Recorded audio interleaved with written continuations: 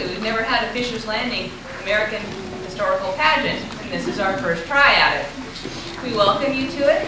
Mr. Reese, our band teacher, asked that we let the band kind of get everything off with a big bang, so to speak. And so I would like to start the pageant introducing Mr. Reese, our band teacher, and our very large visiting band. Thank you for coming. Thank you.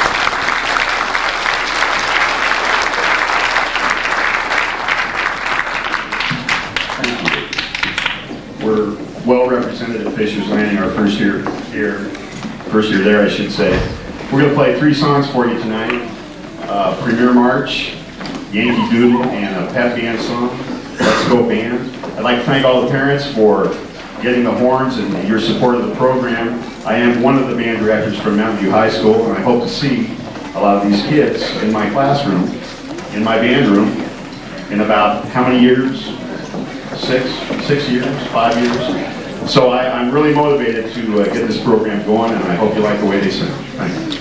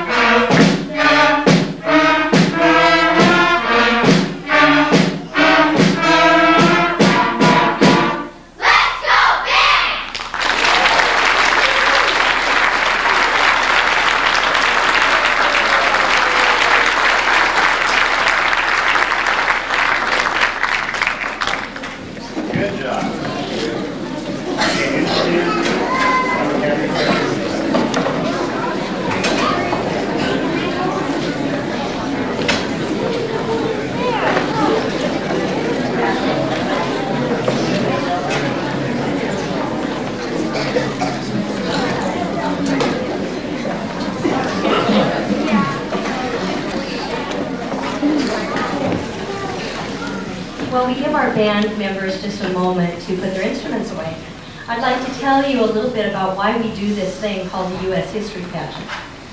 The curriculum in social studies for 5th grade is the government, the geography, and the history of the United States of America. But history is much more than facts in a textbook. We would like the kids to have an American experience. We would like them to use their multiple intelligences and their many talents and their many learning styles to learn about what it really means to be an American.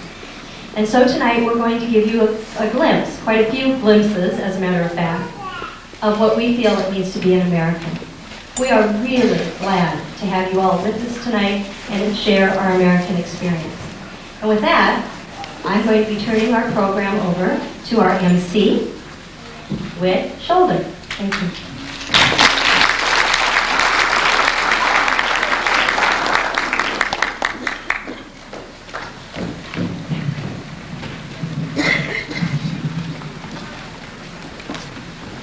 From here to now is a song about our history, an appropriate way to begin our pageant.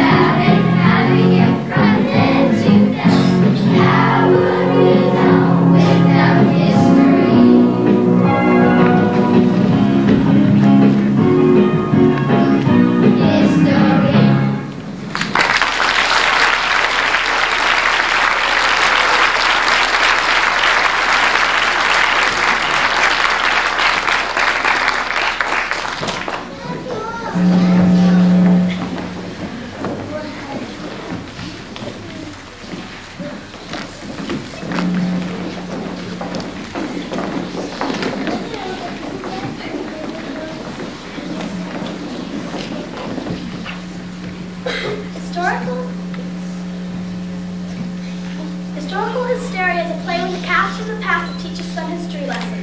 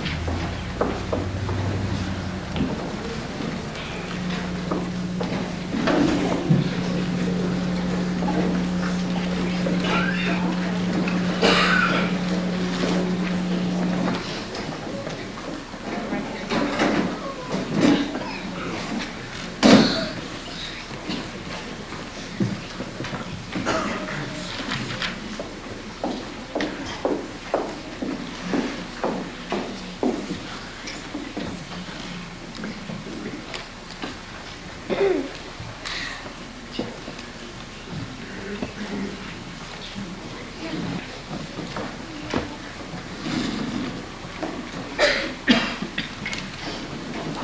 never finish this paper by tomorrow. I haven't got the slightest idea what to write about. Someday when I'm president, I'll outlaw homework. Ooh, Boston Harbor, teapot tonight. Boston Harbor, teapot tonight. I am Sam Adams and we are colonists. We belong to a secret organization called the Sons of Liberty. They are dressed like this to protect their identities. We have had enough of the King of England.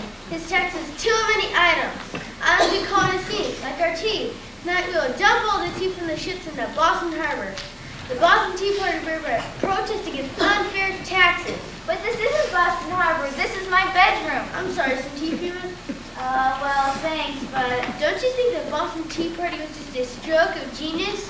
Of course, it was all my idea. Hey, wait a minute. Well, I played a big part in it. I organized it. But Jenny, back your paper.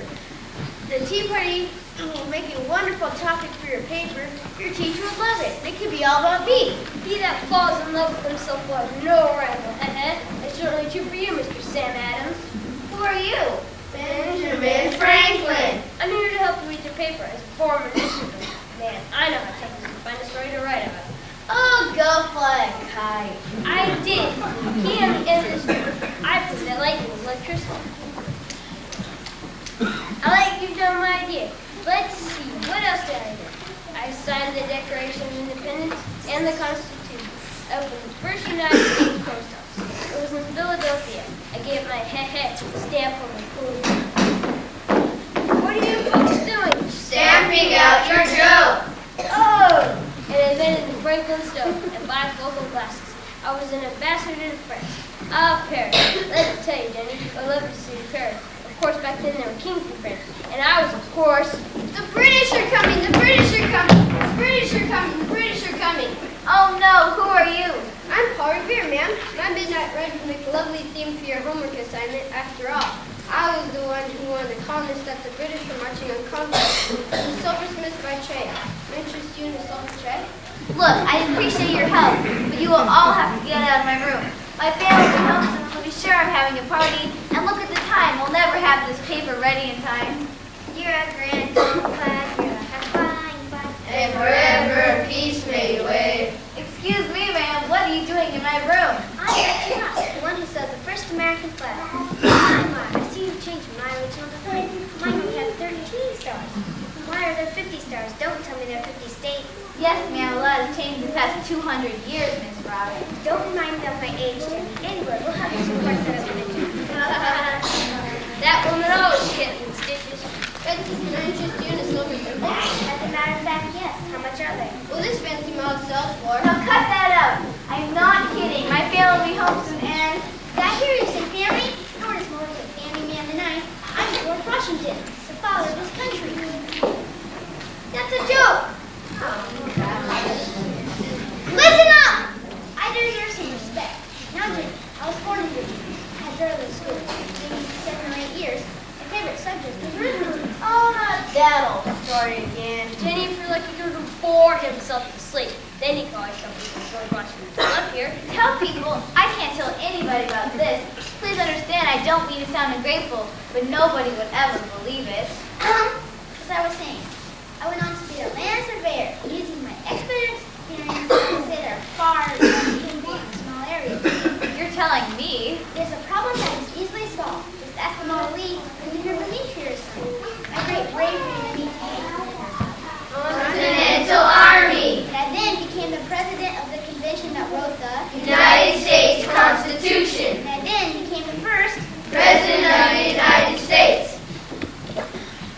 George might have been all enjoy entertainment calling everyone's favorite colonist, but the truth is you're quite long-winded. But I haven't even begun to. Wait, I'm the one you should write about. And who are you? Don't you know me? I'm Thomas Jefferson. I also fought for freedom from England.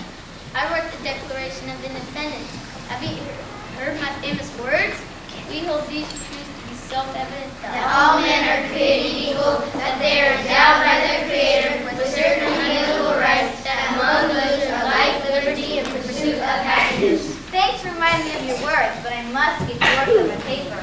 But you should tell about how, as the third president of the United States, I bought the Louisiana River. I sent Lewis and Clark to exploit acid in the Northwest Territory. This opened up the western part of North America. In fact, here comes Dr. Weir. Let her tell about the expedition. Yes, our expedition to the Northwest is very important. My husband Sean and I were hired as guides and interpreters by Lewis and Clark. We made our journey up the Missouri River and into the Rocky Mountains. We almost starved. I helped find food and got help from my brother, Chief Kamehameha of the Shoshone. Because I was the one with the baby, the other Indians trusted me and knew I came in peace. I was the one who traded and interpreted the Indians. We took 2 years to make the journey to the Pacific Ocean and back to St. Louis. Boy, it sounds like they couldn't have made the journey without your help. That's right, they didn't even have to fight through the forest. I had no idea pioneers from Northwest Homestead.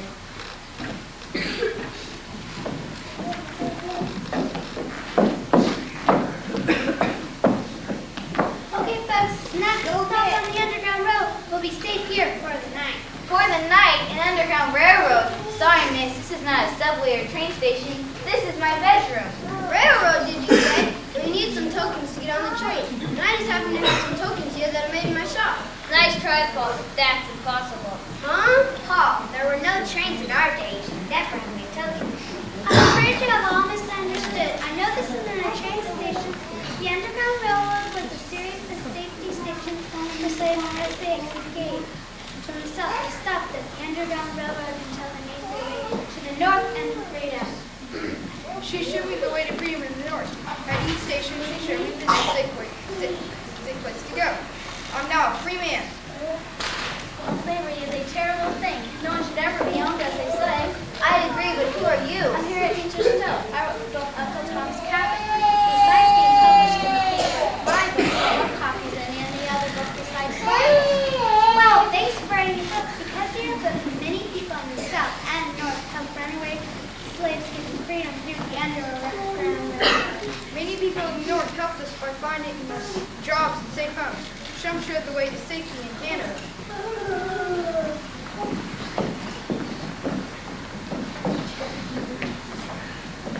Sorry I'm late. I had the wrong address. Someone gave me the Gettysburg. Oh, come on, folks. Best I can do on such short notice.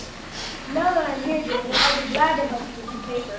Are you really Abraham Lincoln? Wow, you sure are tall. I'm kind of short. How long do you think a man likes to be, Mr. Lincoln? Long enough to touch around, Jenny. Now back to your papers. None of us taught me how I was born in a log cabin. I walked to school every day. I was a lawyer and finally President of the United States. I guess I'm best well known for my role in the Civil War. I helped free slaves by writing the Emancipation Proclamation, and you can start your paper this way. 7 years ago, our fathers fought for. I think that's been done, sir, by you. Yeah, I thought that sounded good. Is anyone wounded here? No, but I'm beginning to feel sick. Why are you here? I'm Claire Barton, and I'm a nurse. I've been tending the wounded on the battlefields of the bloody Civil War. What a ghastly job. I decided that we needed an organization to help out people when disasters happen. Are you the Claire Barton who organized the Red Cross? Yes, I am. Whenever there's a disaster, the Red Cross will be there. Be sure to donate blood to help us. It worked! It worked! It worked! Let's celebrate!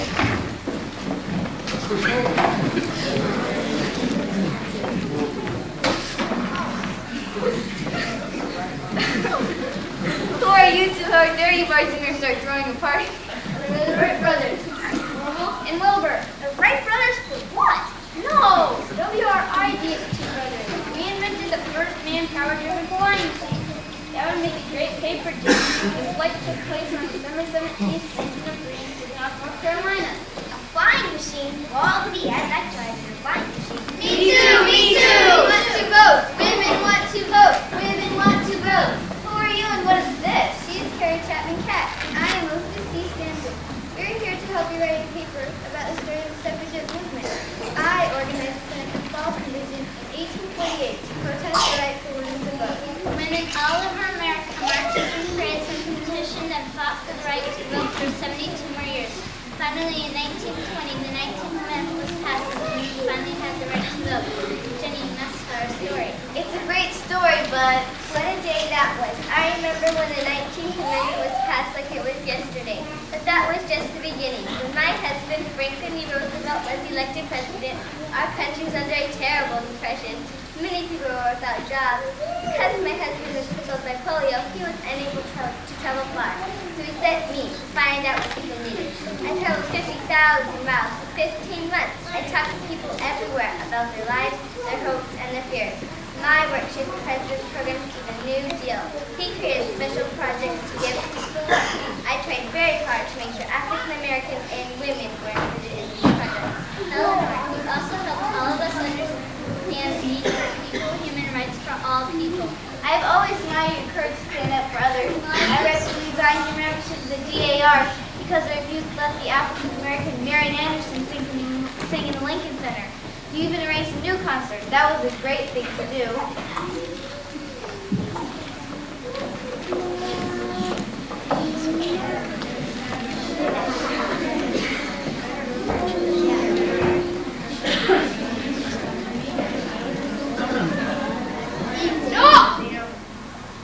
Stop this right now.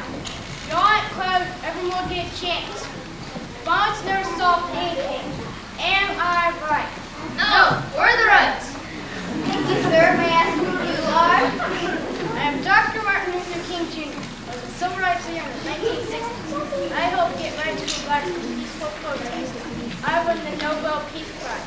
Perhaps you know my most famous speech. It goes, I have a dream. I hope this is just a dream, but it seems like a nightmare. I'll never have this paper done now.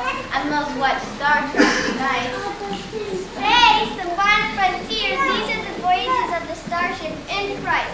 Ooh, I just love shows about space. Who are you? I am Sally Ride, the first American woman to fly in space.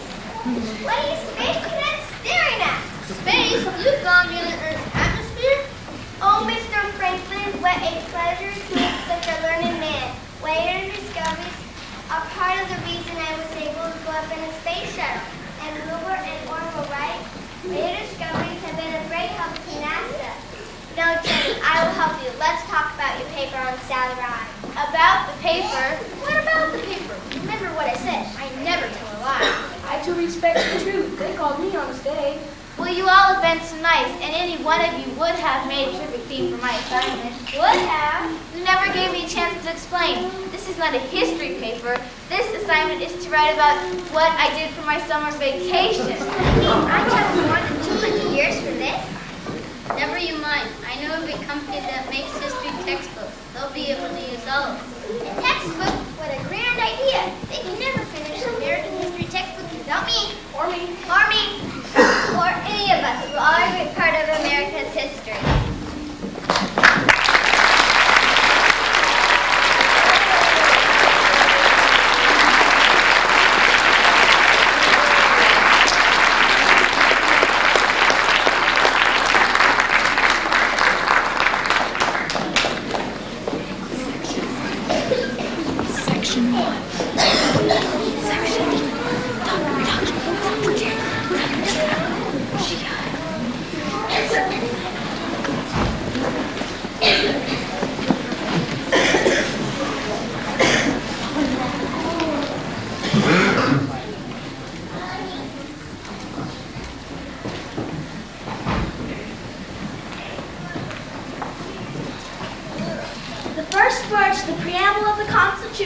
We, the people of the United States, were as revolutionary as the war itself.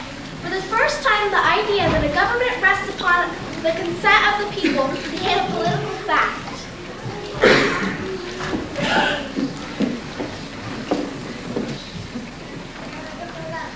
We, the people of the United States of America, in order to form a more perfect union, establish justice, secure domestic tranquility, God and common defense, promote the general welfare, secure the blessings of liberty to ourselves and our posterity,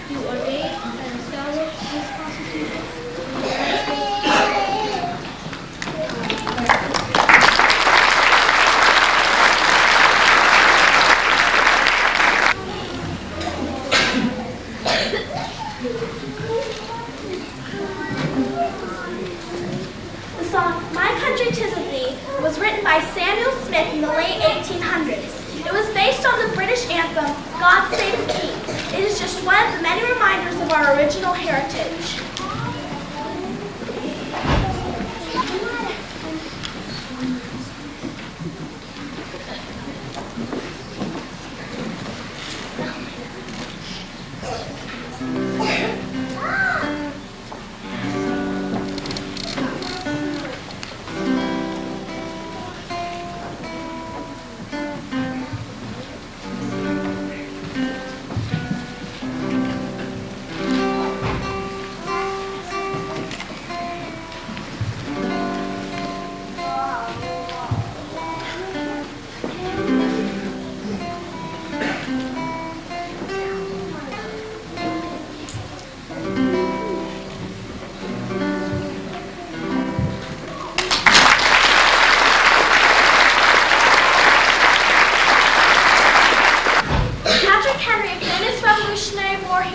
Wanted to get Virginia to muster troops in case fighting broke out between the colonies and England. He made a famous speech, part of which is presented here on March 23rd, 1775. On April 19, 1775, fighting did break out in Massachusetts and Virginia was ready to help. There is no retreat, but in submission to slavery. Our chains have already been forged. Their clanking may be heard on the plains of Boston. The next gale that sweeps from the north will bring the clash of resounding arms. Our brethren are already in the field. Why stand we here idle? What is it the gentlemen wish? What do they have? Is life so dear or peace so sweet as to be purchased at the price of chains and slavery? Forbid it, Almighty God. I know not course what others may take. But as for me, give me liberty or give me death.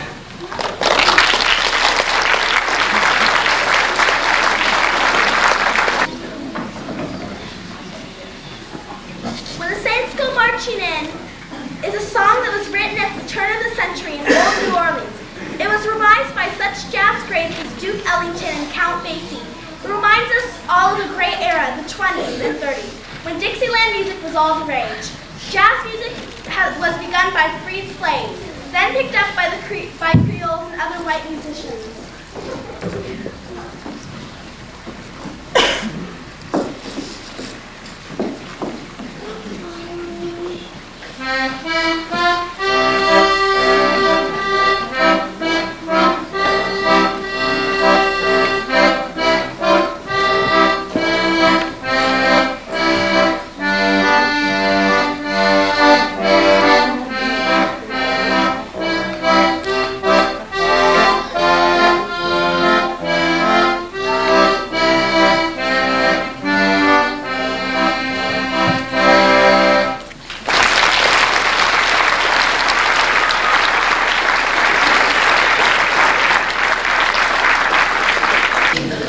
Abraham Lincoln delivered the Gettysburg Address in 1865. The National Park holds the graves of thousands of men who died during this terrible battle. Even though Lincoln didn't like the speech, it is today considered to be one of the finest speeches in existence.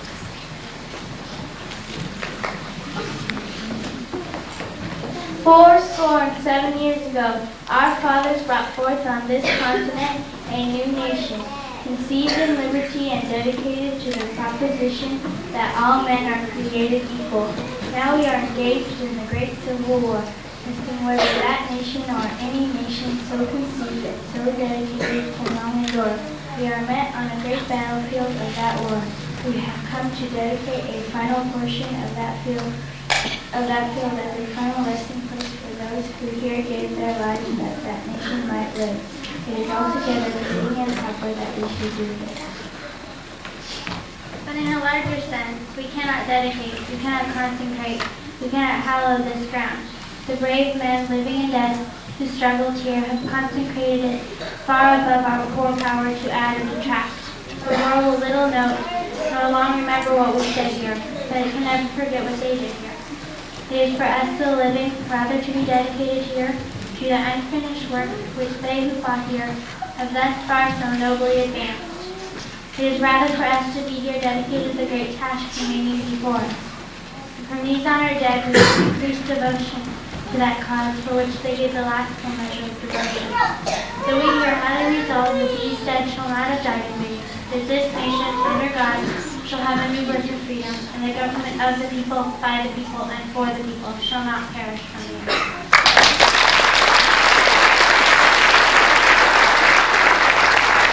The song America is about the thousands of immigrants who came to the United States in order to have a better life.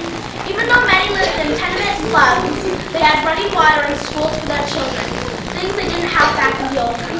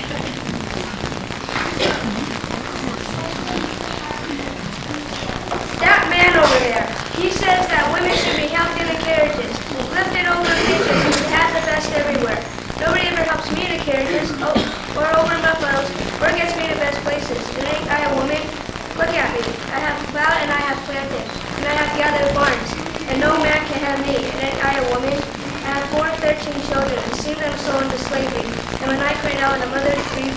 None for me but Jesus. May I, a woman,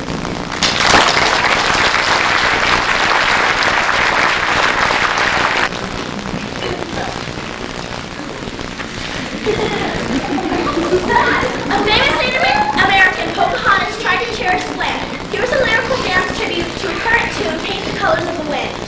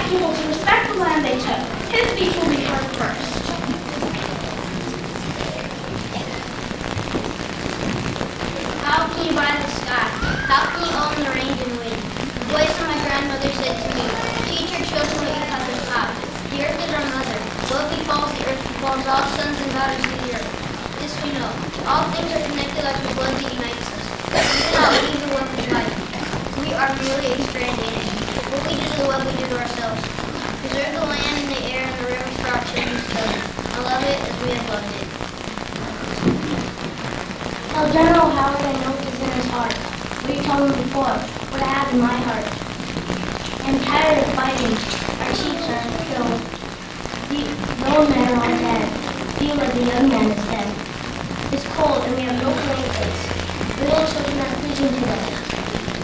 people, some of them, have run away to the hills and have no blankets or no food. No one knows where they are. I want to have time to look at my children, assuming nothing I can find. Maybe I shall find them among the dead. Hear me, my chiefs. I am tired. My heart is standing still when the sun now stands. I'll fight no more forever.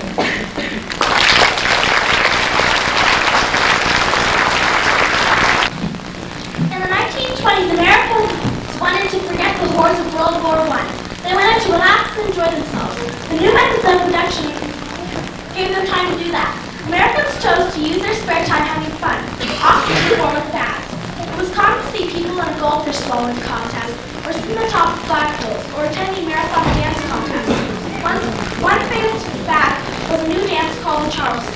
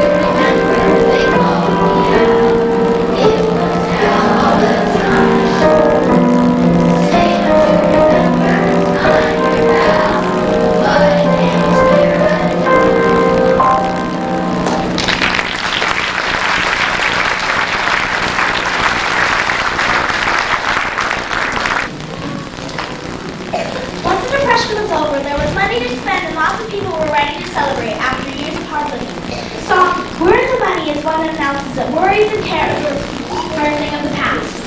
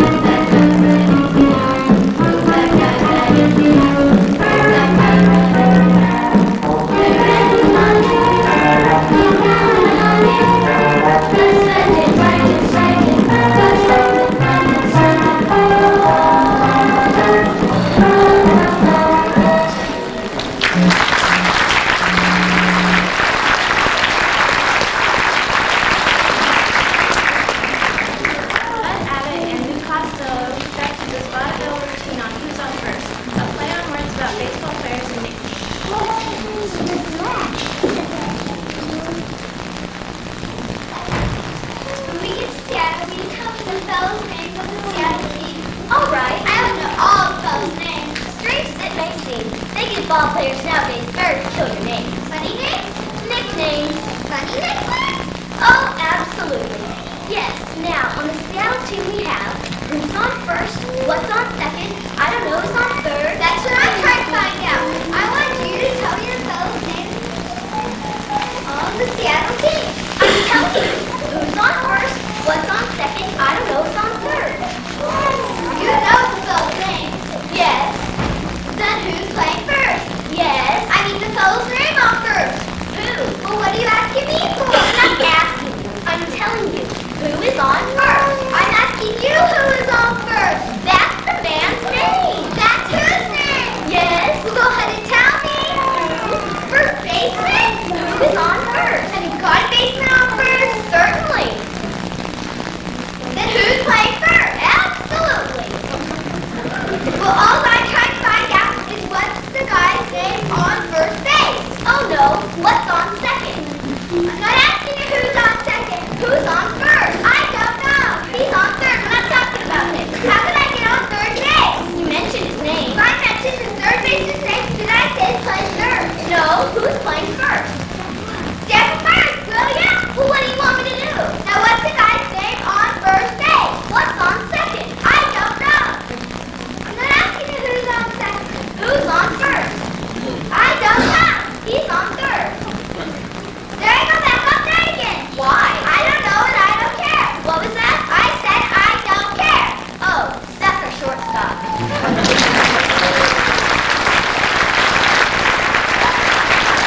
During the 1930s and 40s, a wild and crazy form of dance appeared all over the United States and Europe. The jitterbug, also known as the Lindy Hop form, is Black American roots, which usually done to music by such famous musicians such as Duke Ellington and Ben Goodman.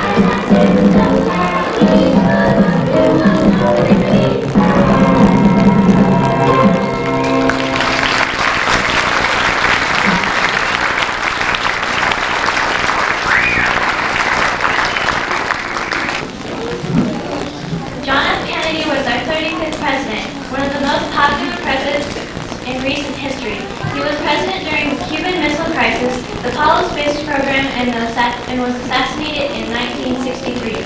During his inaugural address in 1961, he told the people they needed to do their part as citizens of the nation and the world. This much we pledge and more. Now trumpet summons us again. Now it's a call to bear arms through arms we need. Now it's a call to bow through in bow we are. They call to bear burden of long twilight still we year in and year out. Give us in hope, patient tribulation, a struggle against common enemies of man, tyranny, poverty, conceit, and war itself. And so, my fellow Americans, ask not what your country can do for you, as what you can do for your country. My fellow citizens of the world, ask not what America will do for you, but what together we can do for the freedom of man. During the 1950s and early 1960s, polo skirts and cashmere sweaters were all the rage. Teenagers danced to rock and roll like this song to At the Hop by Danny and the Juniors.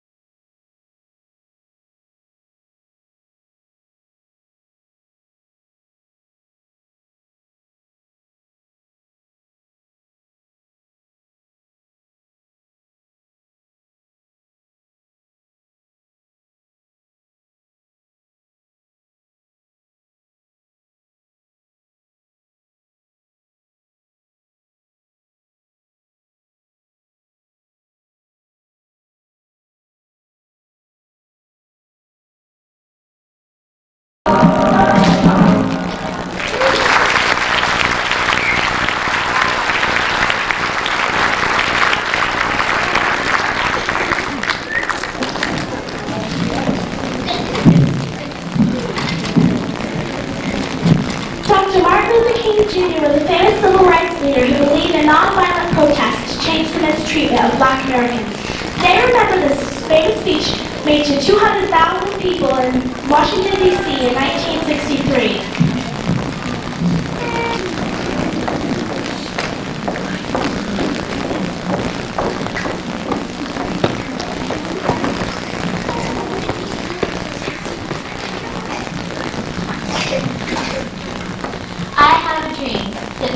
Children will one day live in a nation where they will not be treated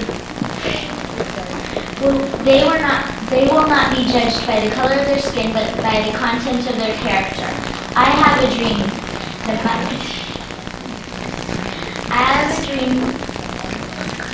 that one day, my poor children will one day live in a nation where they will not be judged by the color of their skin, but by the content of their character. I have a dream today. I have a dream that one day the city of Alabama will be turned into a situation where they will not, where it will be, where little black boys and black girls will join hands with little white boys and white girls and walk together as sisters and brothers. But not only that, let freedom ring from Stone Mountain in Georgia, let freedom ring from Lookout Mountain in Tennessee, let freedom ring from every hill and every molehill of Mississippi, from every mountainside. Let freedom ring. When we let freedom ring, when we let it ring from every village and every hamlet, from every city and every state, we'll be able to speed up that day when all God's children, black men and white men, Jews and Gentiles, Protestants and Catholics, will be able to hold hands and sing the old words of the Negro spiritual. Free at last, thank God Almighty, we are free at last.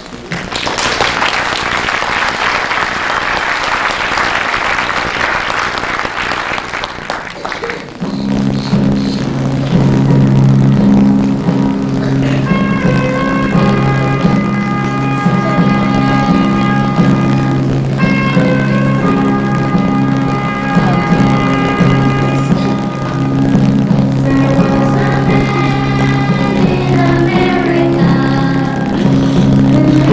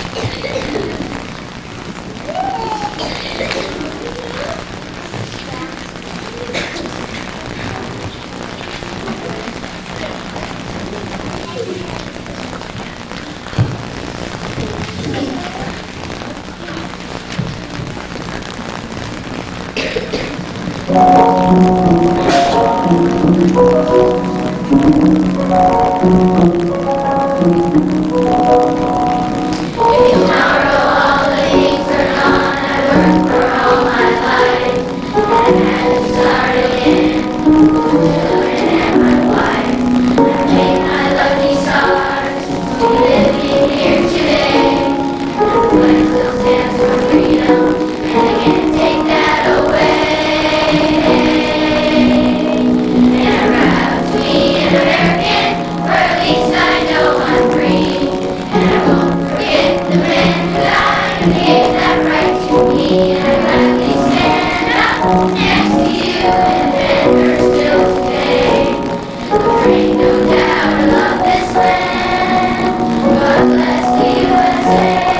lakes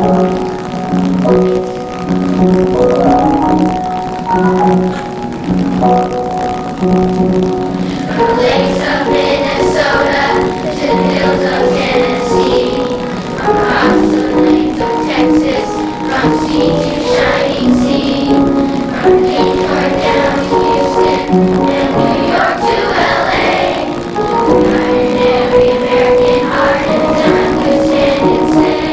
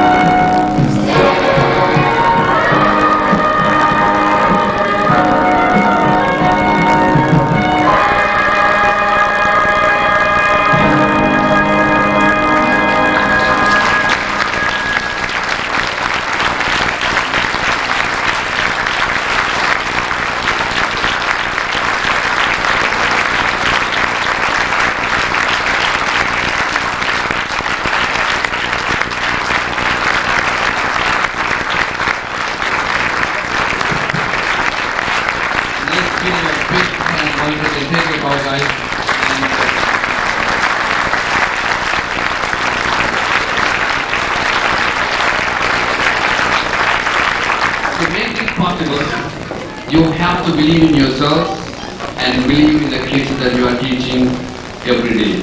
So let's give our teachers, Mrs. From, will you please stand up, and Mrs.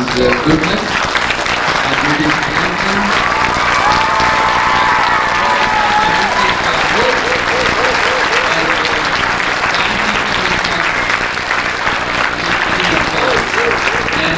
Thank you.